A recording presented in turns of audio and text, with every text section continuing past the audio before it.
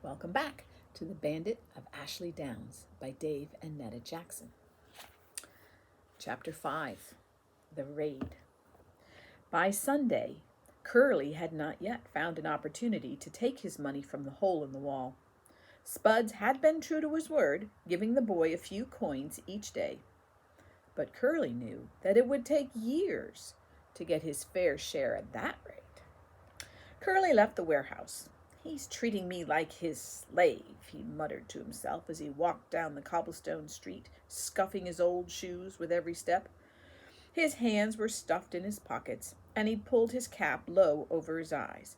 "He makes me stay in that cold, filthy warehouse, working for a few coins. At least if I was working at a regular job, I could quit if I wanted to." "I gotta get my money and get out," he said aloud. He looked up and realized that he'd wandered onto Oxford Street, from where he could see the steeple of St. George's Church a couple blocks away. Had it only been 2 weeks ago since he'd lowered himself from the steeple and almost fallen off the roof? Somehow it seemed more like a year. Then Curly remembered the woman with the gray shawl and her little girl who looked so much like his sister. It occurred to him that if he left London, he wouldn't see her again, and it made him homesick. He no longer knew exactly what his sister looked like, and that little girl was the last reminder he had of her. The memory gnawed at him as he walked along. Maybe I could see her one more time, he thought. Then the bells of St. George's began to ring, and he realized the service was about to start. It helped him make up his mind. He waited until most of the people had entered the church. Then he went in and found a seat in the back row. But try as he did, he could not find the woman in the gray shawl sitting in the rows in front of him. He stretched his neck and began a second search of each row, trying to imagine what she would look like if she were wearing something other than the gray shawl. At one point, he thought he had found her near the front, on the far side, but when the woman turned and he caught a glimpse of the side of her face, she had such a big nose that he knew he was mistaken. And then Curly remembered the balcony. She must be up there, he thought. When everyone stood for the reading of the gospel, he slipped out and went searching for the stairs leading from the lobby to the balcony. He was halfway up when someone came around the corner at the top and started down.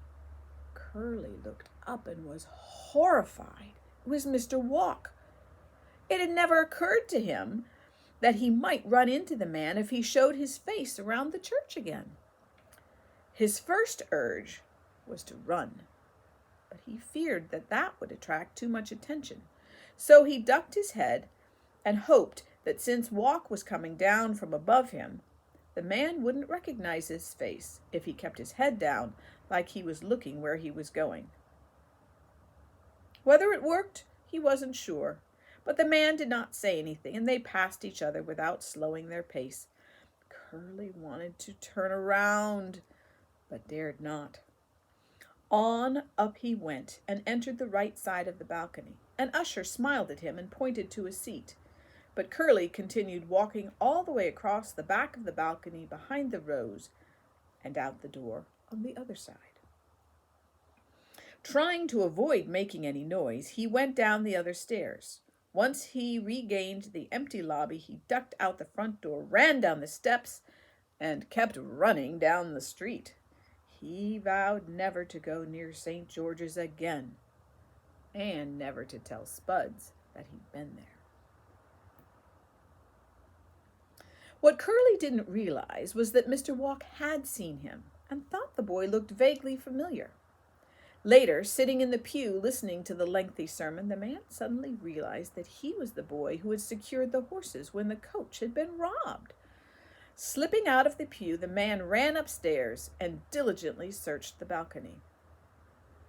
The more Mr. Walk thought about the boy, the more certain he was that he had seen him at St. George's before. That would explain how the bandits knew about the money shipment and why the kid had yelled, "That's him!" when he had stepped down from the coach. He discussed his suspicions with one of the members of the committee for Mueller's orphan home, and the man said, "If you've seen him at least twice here in St. George's, he probably lives in the neighborhood." "I doubt that the kid has any family," said Walk. "I noticed him because he looks so scruffy, and I've never seen him with anyone else, except out on the road. And I certainly hope none of those bandits was his father." "Whether he has family nearby or not, I have no idea," said the other committee member, "but he's obviously fallen in with a bad crowd." "Maybe I'll spend a little extra time wandering the streets," Walk mused. "Who knows? I might run into him again. We might get some of the orphan money back after all." "Have you forgotten? It's the middle of winter." "No," Walk shrugged with a wry smile. "But some days it's not so bad out." 3 days later, Curly was on his way back to the warehouse after buying a new pair of shoes when he had the distinct impression that someone was following him. He wasn't sure whether he had seen someone out of the corner of his eye or noticed a strange look on the faces of the people coming toward him on the sidewalk. The hunch was so strong that he turned around several times to see if he could catch someone following him, but he had no luck. Finally, he gave up telling himself his imagination was playing tricks on him. His new shoes were for a purpose. He had convinced Spuds to let him get new clothes, and the shoes were the last of his shopping. He wanted to have clothes for traveling, because this was the night he planned to take his money and leave town. Spuds always stayed out late Wednesday nights at the Cracker Box to gamble with some of his friends. Curly usually went along and did acrobatic tricks to earn a little change. Last week he had protested going because he had enough money already. Earlier that day, Spuds had said, "You'll be doing some tricks at the Cracker Box tonight as usual. Things can't appear too different with us or we'll attract attention. You already look peculiar in all those new clothes." "Then maybe I shouldn't be doing tricks." "You'll do tricks. There's got to be some excuse for you having enough money for new clothes." "Then I want enough money to buy new shoes," bargained Curly. Spuds looked down at the boy's feet. "Well, I have to admit yours are falling off your feet. All right, get the new shoes, but don't wear them tonight."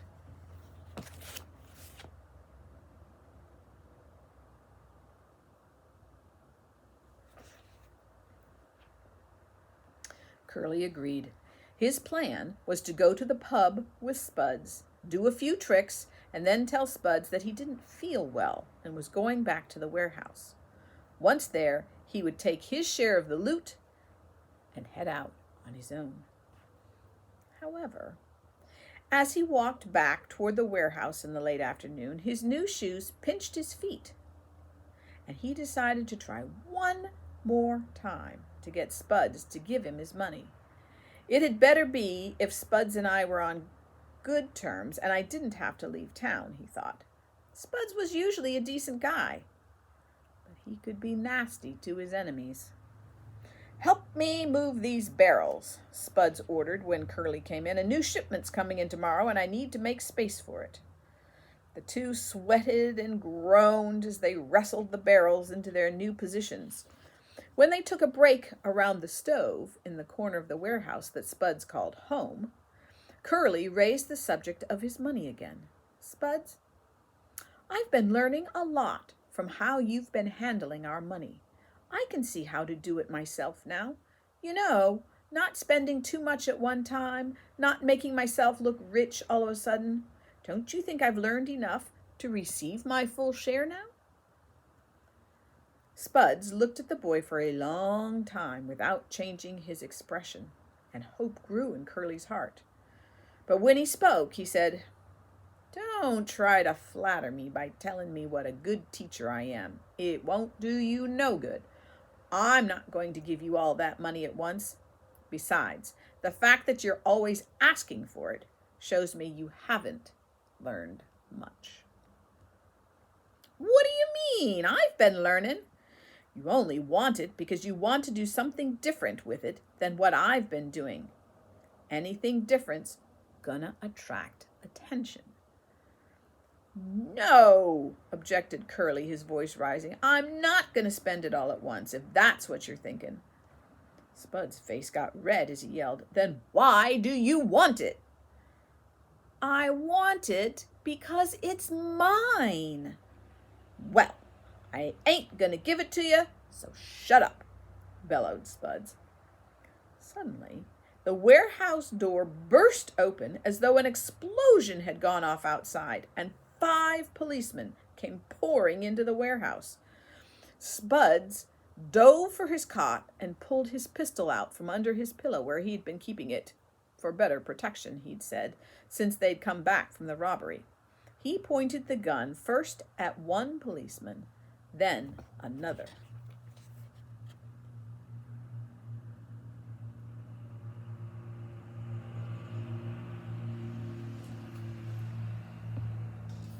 None of the London police were armed, but they bravely stood their ground, not giving Spuds or Curly a chance to make a break for the front or rear door.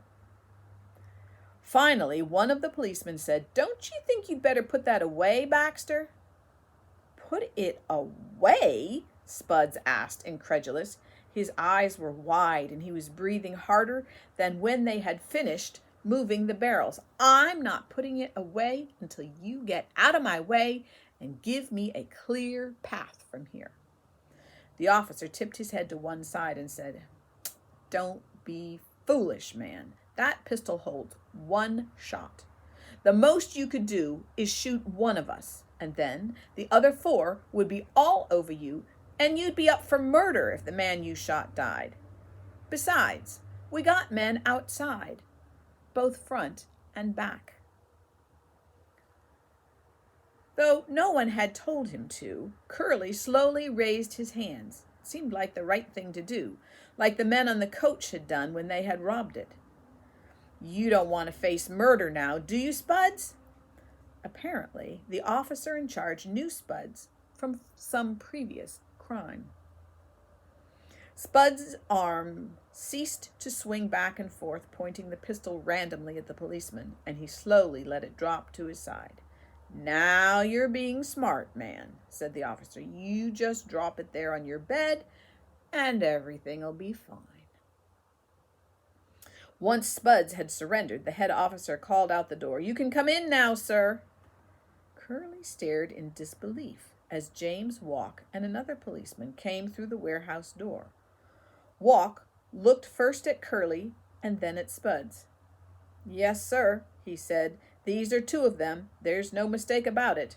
The other 2 I never saw, but concerning these, I'm prepared to swear in court. That one, he pointed to Spuds, was the ringleader, doing all the talking and holding the gun on me.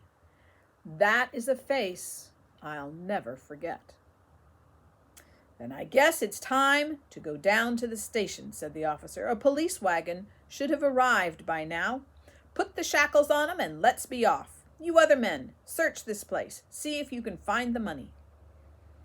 One of the policemen came forward and put chains around each of Spud's ankles. He then started to do the same to Curly when Mr. Walk spoke up. Is it necessary for the boy? He asked. It's a matter of policy, sir. These young'uns can bolt like a scared rabbit. We can't take chances.